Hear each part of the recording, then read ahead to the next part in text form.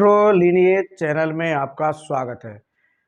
आज हम एक ऐसी कुंडली लेकर प्रस्तुत हैं जिसमें शिक्षा से संबंधित है। जो बच्चे विदेश में शिक्षा लेने के लिए जाते हैं, क्या उनकी कुंडली में भी इस तरह के योग होते हैं? और अगर कुंडली में विदेश से संबंधित योग हैं तो क्या विदेश से ही शिक्षा होगी? इस तरह के सवाल दिमाग में आते हैं। तो चलिए इस कुंडली में देखते हैं कि इस जो भी ये जातक हैं, इन्होंने विदेश से शिक्षा क्यों प्राप्त की और क्या कोई उसमें अवरोध भी थे। यही सब हम इसमें देखेंगे। ये धनु लग्न की कुंडली है। धनु लग्न की कुंडली का अर्थ ही है कि ऐसे व्यक्ति शिक्षा से जुड़ते हैं, क्योंकि ये गुरु की लग्न है।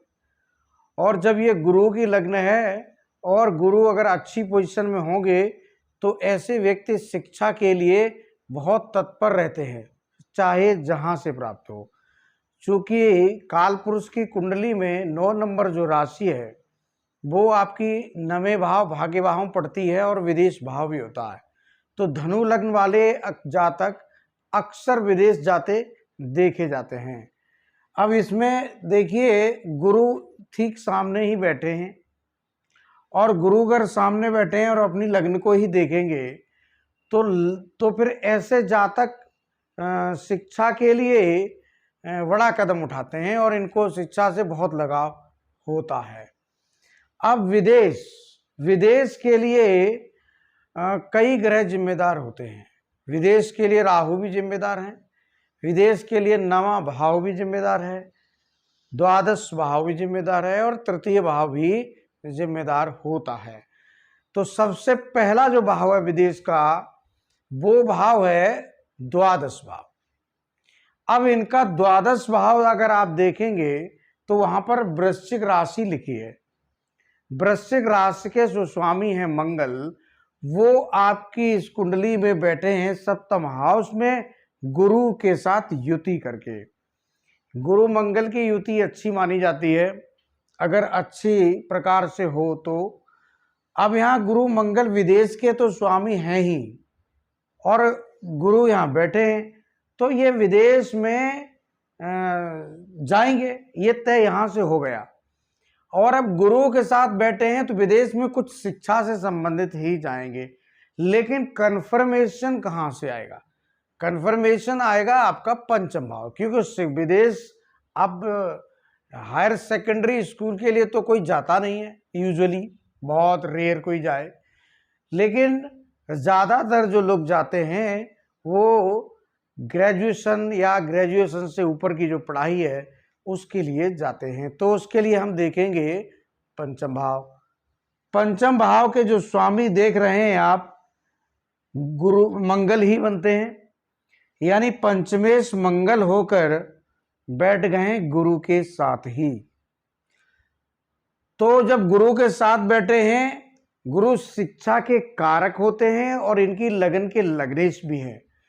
तो मंगल के साथ जब इनका जुड़ाव हो गया और पंचमेश होकर हो गया, तो ये शिक्षा के लिए मंगल से संबंधित कोई शिक्षा और गुरु से संबंधित कोई शिक्षा ये लेंगे और ये इसके लिए विदेश जाएंगे, क्योंकि विदेश भाव के स्वामी से ही इनकी गुरु की युति हो रही है और गुरु स्वयं शिक्षा के कारक हैं। ये यहाँ से सिद्ध हो गया। अब 9वां भाव अगर देखेंगे तो वहां के स्वामी सूर्य हैं और सूर्य के साथ बुध मौजूद हैं।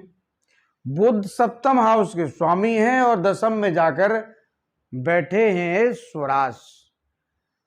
यहीं पर रोग, कई बार ऐसा विदेश का योग बनेगा और कई बार बच्चे विदेश नहीं जा पाते हैं। उसका कारण यह है कि जहां पर युति हो रही है उस ग्रह के स्वामी को भी देखना पड़ेगा। अब यहाँ के बुध स्वामी हैं और बैठे हैं राहु के साथ, यानी कि यहां से तो आपने विदेश देख लिया। अब यहाँ के जो स्वामी हैं वो भी राहु के साथ विराजमान हैं। एक बात, राहु विदेश के कारक हैं बुध यहाँ स्वराश है। दूसरी बात, सूर्य, सूर्य आपके बैठे हैं भाग्येश होकर नमा भाव, जैसे कि विदेश भाव में आता है, तो नवे भाव के जो स्वामी सूर्य हैं वो भी बैठे हैं यहाँ युति करके बुध से। तो सूर्य बुध राहु की जो युति है ये दिखाती है कि ये विदेश जाएंगे। अब ये विदेश जाएंगे तो ये शिक्षा के लिए जाएंगे या अन्य कार्य के लिए? ये यहां से तो शिक्षा निर्धारित है और विदेश भाव है तो विदेश जाना है, तो यानी विदेश का भाव ज्यादा मजबूत हो गया। तो शिक्षा के लिए भी ये विदेश गए और अपने, चूंकि यहाँ बुध स्वराश हैं, अपने काम के लिए जो भी ये कार्य करेंगे, नौकरी करेंगे या व्यवसाय करेंगे, उसके लिए भी इनका विदेश का आना जाना होना तय है। यही योग है जो इन्हें ले जाएगा। लेकिन यह राहु और सूर्य का जो मेल है ये पॉलिटिक्स के लिए अच्छा है, लेकिन पॉलिटिक्स में भी एक आध बार सफलता देकर ग्रहण लगाता है। तो राहु और सूर्य का जो मेल है यहां इनको अवरोध आना तय है, एक बात। दूसरी बात, आप इसमें एक कालसर्प जैसी स्थिति देख रहे हैं। तो जब भी कोई कालसर्प जैसी स्थिति होती है तो वहां चंद्र पीड़ित होते हैं।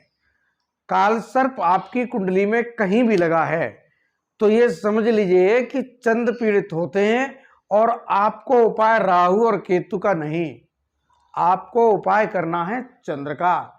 जबकि इनके चंद्र अष्टम के स्वामी होकर षष्ठ भाव में उच्च हैं और यहां से ये इनकी जो दृष्टि है वो भी विदेश भाव पर ही पड़ेगी। तो यहां चंद्र चूंकि अष्टम के स्वामी है और नीच दृष्टि है, तो फिर यहां चंद्र कुछ न कुछ नुकसान पहुंचाएंगे। विदेश जाने का इनका मन करेगा, कई बार मन करेगा, जब जाने को होंगे तो फिर ये विचलित होंगे या फिर कुछ न कुछ अड़चन आ जाएगी। चंद्र का जब ये उपाय करेंगे, चंद्र के उपाय शिव से संबंधित होते हैं, उनको जैसे ही उपाय ये कर लेंगे, इनकी जो रोक टोक है वो खत्म हो जाएगी और इनका काम भी विदेश से चलेगा और ये शिक्षा भी हो जाएगी। इस तरह के योग अगर आपकी कुंडली में बन रहे हैं तो आपकी भी शिक्षा विदेश से अवश्य होगी। आप लोग चैनल को लाइक करें, सब्सक्राइब करें। धन्यवाद।